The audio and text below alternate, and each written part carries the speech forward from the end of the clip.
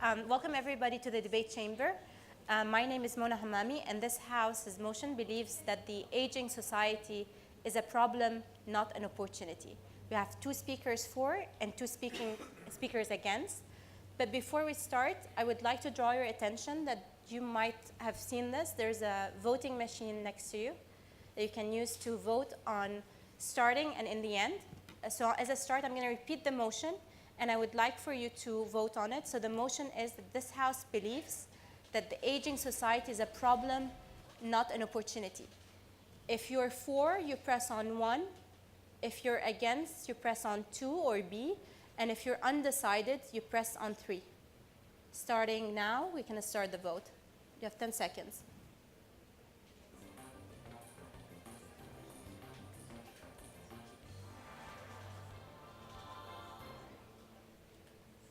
Great, so as you can see, 38% for, 33%, 29%, so it's actually quite divided. So let's see how the session goes. I'm going to start by introducing the speakers. On the for side, we have Mr. Amlan Roy, the Global Chief Retirement Strategist for State Street Global Advisors. We have Lin Kobayashi, the founder and chair of the board, GWC Isaac Japan. And against the motion, we have Russell Hobie, the CEO of Teach for UK, and we have Senator David Coulthard. We're going to start in a way where we have, for the for side, giving 7 minutes for the first speaker, the against side 7 minutes for this first side, for their first speaker. We move again to the for and the against with the same motion of 7 minutes each. After that, I'm going to open it up for the audience for 15 minutes of questions. We go back and forth. And then we go back to wrapping up 3 minutes from the lead speaker on each side. And we're going to do the voting again in the end to see if there's any move in the motion. So without further ado, I'm going to start with Amlan. Please, if we can take your 7 minutes, starting now. Thank you, Ma'am Chairperson. Am I audible to everyone? Okay, I'm going to walk around and I'm going to defy tradition. And since my 7 minutes have started now, I'm going to argue that we live in a world where the aging society is a problem, not because itself, inherently it's a problem, but because the mindset of the people, the mindset of the leaders, and society and population in general is myopic, fragmented, and is siloed to such an extent that we are trying to deal with problems of today using the tools, the framework, and the mindset of 30 years ago.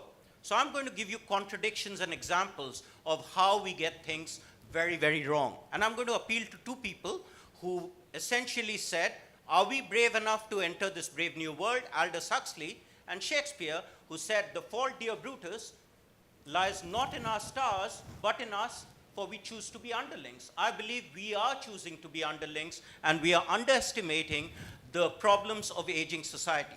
So the first example I'm going to give you is that the whole world of experts around us divides the world typically into 3 categories: 0 to 15 young non-workers, 16 to 64 working age workers, and 65 plus retirees. The retirement age of 65 was determined by Otto von Bismarck in Germany in 1892, when life expectancy in Germany was only 46. The question he asked to determine that age was, at what age does it become unsafe for a German train driver to drive a train? Today, neither are people living till 46, nor is a German train driver's job the most pristine job. So first thing is we are living longer. Second thing is the fastest growing age group in the world today is an age group all of us conventionally neglected. It's the 80 plus age group. The world today has 7.55 billion people. And the 80 plus population is the fastest growing age group. In the last 45 years in the world, it's grown at 400%. And the world's population has only grown at 100%. You will say, so what? And let me tell you why so what matters. An 80-year-old in Netherlands, in US, in Germany costs on healthcare, the government, 70% to 130% more than a 65-year-old. And what did we say? Everyone from 65 till 80 is homogeneous. Mistake number 1. Why is it a big mistake? Because today, in Europe, in aging countries, out of $100 of tax, rich countries spend 79 to 86% on pensions, healthcare, and long-term care. This is entirely cheating young generations and taking away their future, because this is assuming that old people are not rich enough. So let me give you a contradiction. The richest age group today in the world is 65 to 74-year age group in G10, richest age group in the world. And all of the conventional academics, theorists, etc., said, give more pensions to them. But these people are taking away 80% of taxes. So we are in a world where it's skewed against the youngest of generations. We are in a very unfair world, and we need to think about the world not just with age in mind, but understand behavior of people also. So I'll give you an example. An 80-year-old today in Japan is very different than an 80-year-old in Germany. Because the 80-year-old in Japan, if they retire with 100,000, gets paid roughly 60% of their last salary. Whereas in Germany, they get something like 80%. In Sweden, they get 94%. And in Greece, they get 31%. These are the 4 oldest countries in the world. And yet we assume that everything works in a homogeneous part with all old people and all old countries similar. People are not homogeneous, they're very different. So I'll give you another example. France, US, and UK have populations which are growing. But Italy, Germany, and Japan have populations which are decreasing. Yet we look at all old countries similar. That's absolutely wrong. What I would like you to think about in the world is everyone in this room is a consumer from the time you're born till the date you die. The oldest woman in Okinawa, Japan, aged 113, is a consumer, so is a baby born in Abu Dhabi. And we need to think about the world for 4 or 5 generations of people. Let me give you an example. There's a 91-year-old retired professor in Boston, has a 66-year-old daughter, both retired. She's also a doctor. The 66-year-old has a 44-year-old son. The 44-year-old has a 22-year-old with 6-month-old twins. 5 generations coexist. All the models, all the frameworks, policymakers, economists, actuaries, and financial institutions are using are kind of wrong. As a professor, I teach it. As a client-facing researcher, I see it around more than 70 countries. So we should not put all countries in one group. Then let's come to emerging markets. Everyone says, oh, emerging markets are great. I've been doing emerging markets research for 37 years. And when I speak to the government of China, South Africa, Ghana, Nigeria, all their leaders tell me, oh, we have lots of young people. And my answer to them is 400 million young Indians or 600 million young Chinese is not an automatic guaranteed success factor unless you take care of education, health, and create jobs for them. One of the biggest problems in today's world is youth unemployment in the 3 biggest unequal countries of the world. And those are called Brazil, China, and India. And it's growing. Why? Because my generation, I argue, all over the world has failed, baby boomers and older. We've not created jobs for the young people. Jobs have been taken away by robots as well as in a globalized workforce. The next thing is the demographic dividend that emerging markets people talk about is about women having fewer children, but productivity increasing. Yet all over the world, 93 countries that I look at, and I speak to IMF, World Bank on a fairly regular basis, GDP growth is going down everywhere. China, US, India, Japan, South Africa, Mexico, last 20 years, GDP growth rate is going down. And so is GDP per capita. And how can you increase it? There are 3 factors which go into GDP growth. One is number of people, working age population growth. Second is labor productivity growth. And third is hours worked. How can you increase labor productivity growth in the world? And my advice to 70+ governments last year was very simple. Employ more young people. Who has the highest labor productivity growth in this room? The youngest person, not people like me or people older than me. Because low levels means 22, 23, 24-year-old people have much higher labor productivity growth. 30 seconds. Hire more young people and hire more women. Because women live longer than men, they multitask better, and in the G20 countries, they are more educated than men. So if we were to educate women, mothers and young girls, we would reach a fairer, balanced, sustainable, and a more equitable world. And I do think that is really necessary because we can't solve the pensions problem of the world alone or education problem. We need holistic solutions across the generations with government, private sector, and 5 generations all working together. So my challenge to this whole conference is we should not only create a world which is good for 2030 for the young people, but for all people, because the old, young, all of us have to together solve the problems for 2030. Thank you. Thank you, Amlan. Russell, your 7 minutes starting now. Thank you very much. I'm delighted to speak against this motion and to stand on the side of life against the pessimism that is embedded in this motion. But without life, there is no opportunity. What we're talking about here, is that not working? Without the microphone, you can't hear. But I think this is still the same sound. Maybe this one? I can. Let's try again. There we go. I'm delighted to stand against this motion and speak in favour of life. When we're talking about longer lives, we're talking about more life. We're talking about 1 billion opportunities, and who knows what might happen with those extra lives that we've created. I'm optimistic that we will find ways to solve these problems.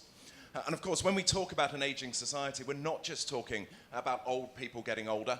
The fact that we have an ageing society is dealing with the consequences of more young people reaching adulthood as well. And the way we've been able to tackle child mortality and allow people to experience a full productive life, we are reaping the benefits of that. And that is an unmitigated gain for society and for the economy as well.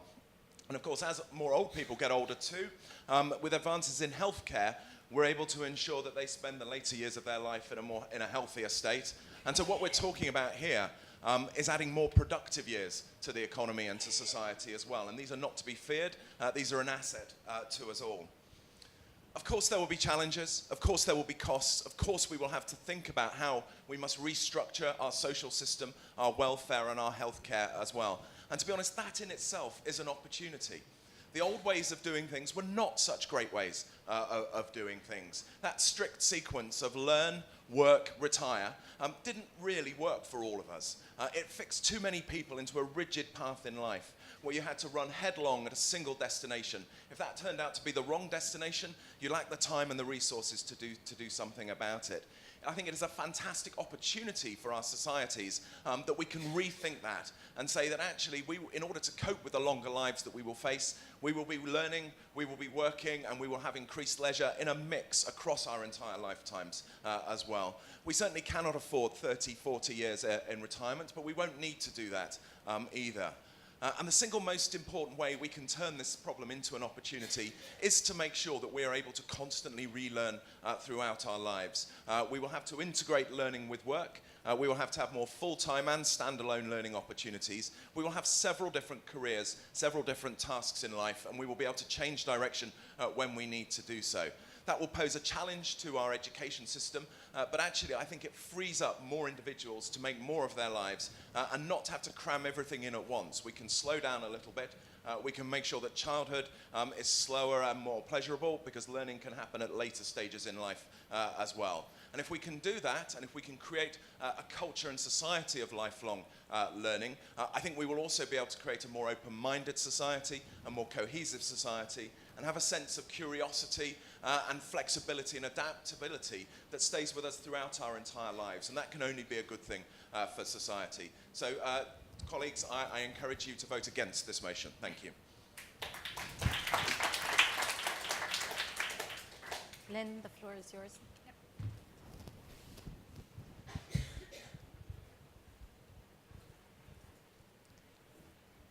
Good afternoon, ladies and gentlemen. I am a founder and chair of the United World College in Japan. So I am not an expert on demography or aging, but what I am is that I'm from the world's most rapidly aging and shrinking population, which is Japan. So I'd like to argue about the negative implications that we're actually seeing in reality in our country, I'd like to give you some facts about our country, so that you can get a sense of where we are.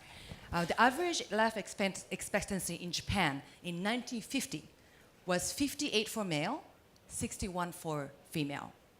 Today, it is 91 for male, 81 for male, and female, 87.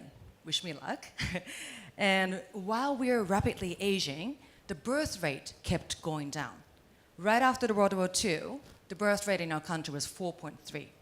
In 1975, the year I was born, it was 2.0. Today, it's 1.3.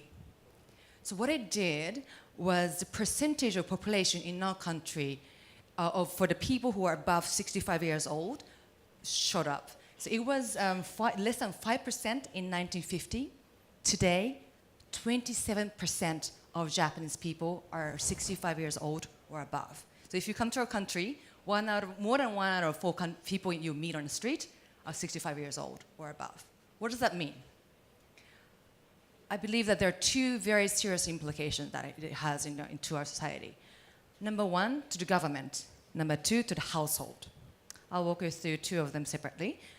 So number one, sharp increase in the social welfare, as Amlan mentioned, really is limiting our government spending on education.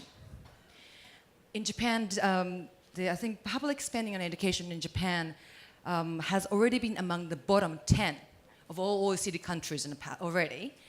And both in terms of the percentage of GDP and in terms of public spending.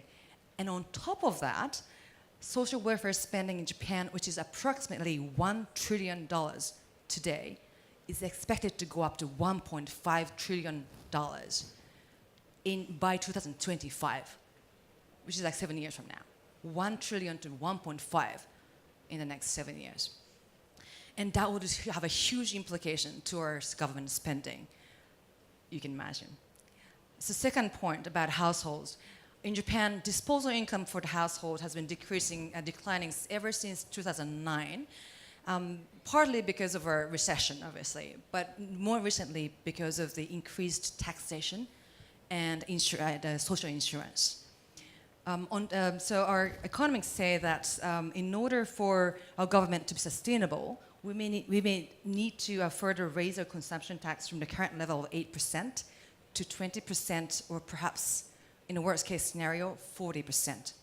You can imagine what that would do to our households and for the disposable income. So I'd like to argue that in an Asian society, we see that as a reality in our country. It's not an idea, it's a reality that we face in our country.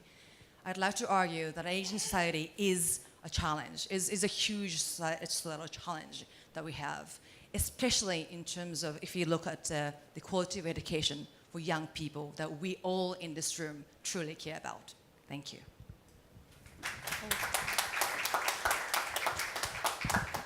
Senator. Go ahead, please. Thank you.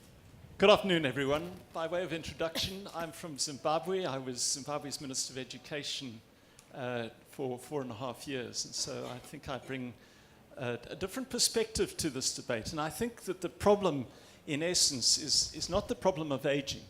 That must be something good, that there's longevity increasing in the world.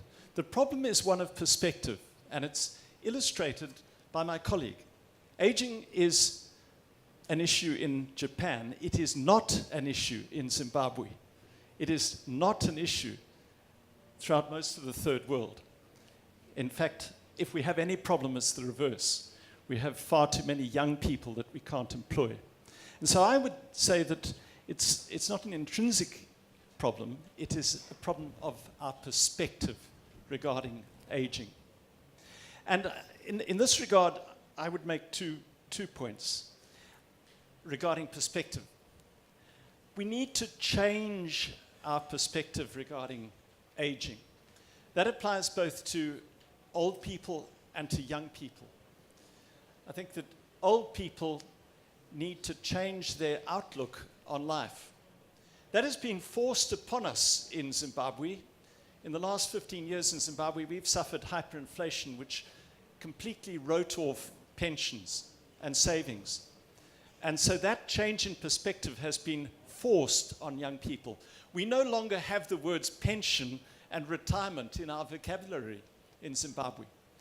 People have to work whether they've reached the age of 65 or 70 or whatever.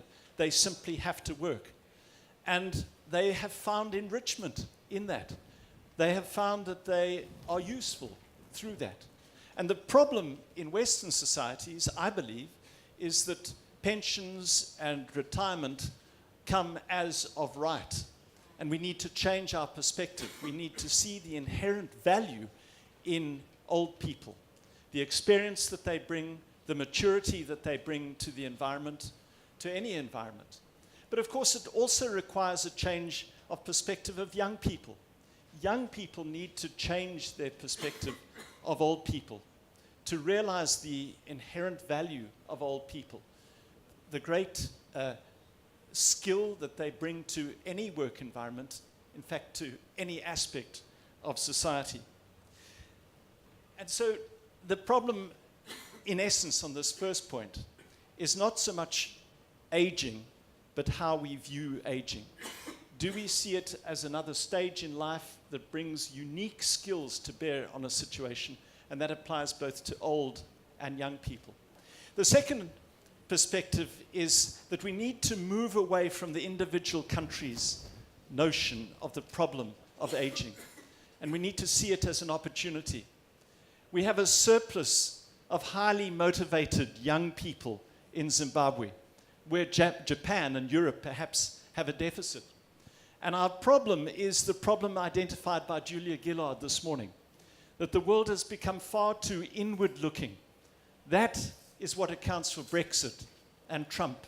And we need to change our perspective on the world and realize that there is massive opportunity found in countries like Zimbabwe and throughout Africa, that if we invest in those people, if we invest in education, they can provide many of the solutions that perhaps the Western world and Japan face. So aging is not a problem. In fact, it is an opportunity. The problem is our perspective of it. Thank you. Thank you so much. Thank you for both sides. I will open it now for the floor. Please make sure that you mention your name. The question is directed to who, and please keep it as a question, not a comment. Any questions? Can you open it up?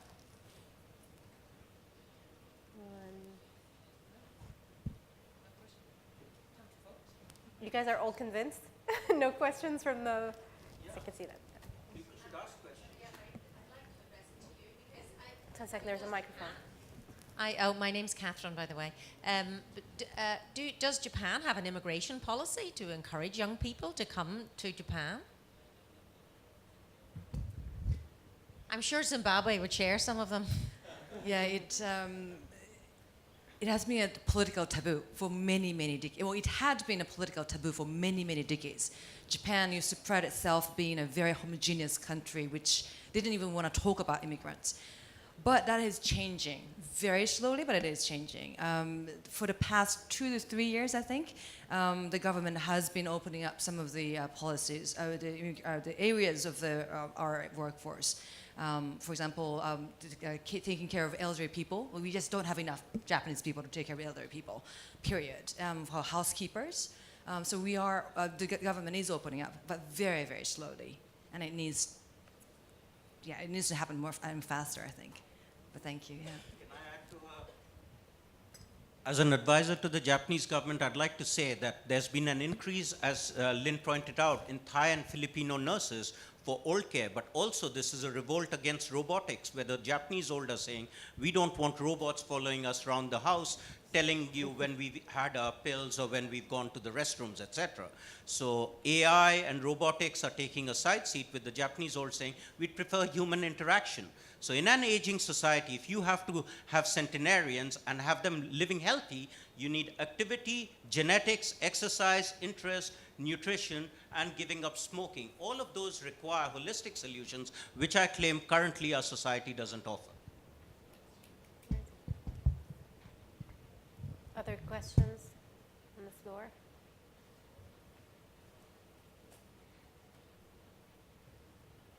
Okay, going on once, twice. I think probably that's it. It's okay. So again, take back your devices. But before that, actually, we need to do a wrap up from both sides. So a 3 minutes from each side to wrap up, and then we go back to the voting. So you can choose who you would like to have from each side to wrap up. Thank you, Madam Chairperson. I'd like to wrap up in summary argument saying, as people against the motion have contended, it's not just a matter of perspective, because aging is a problem even in China and Russia. But they face a bigger problem in the developed world. They are growing older before they've grown richer. And since this is an education conference, I must also say that human capital-wise, we think of financial literacy and we want to catch them young.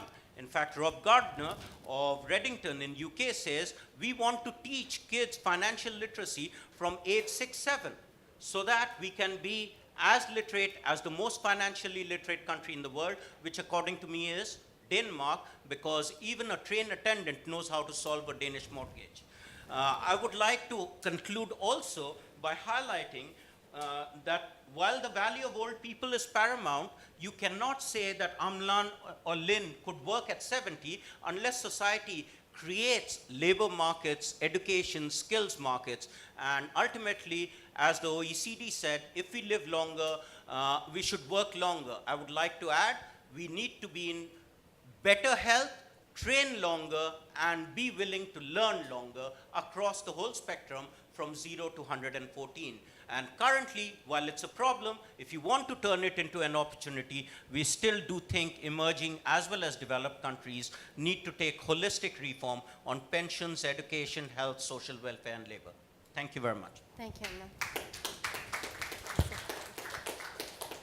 Thank you. My colleagues on the bench opposite have given you a stark warning of the costs and problems that may be associated with an aging population. But those will only come to bear if we continue to treat retirement in the way that we've always treated it. I believe that we will treat old age and retirement very differently in the future, and that by forcing us to rethink that, that will actually create the opportunity that we need, that we'll be able to construct a much more harmonious balance of learning, of work and retirement that will take place across a lifetime, and that the stress of that problem will help us to reinvent a new way of living, and that will be wholly an opportunity. My daughter, who is now 13, stands a very good chance of living to see the 22nd century, if everything goes okay. When I was growing up, even the idea of the 21st century was an act of science fiction as well. The idea that a young person today can see the 22nd century, and if we teach them well, what kind of perspective will that give them? That they're going to inherit this planet, they're going to look after and steward this planet for potentially a century to come. If we can teach people properly, the long-term perspective that that will create will again be another fantastic opportunity for our world. Thank you. Thank you. Thank you for both sides. Take back your devices. And I think I need you to vote again on the motion that the House believes that the aging society is a problem, not an opportunity. Starting now.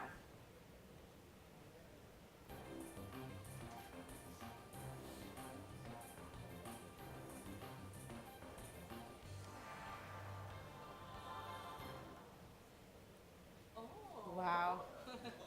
Okay, so I mean, clearly the biggest change has been on the people against, so I think the against side have actually won this motion.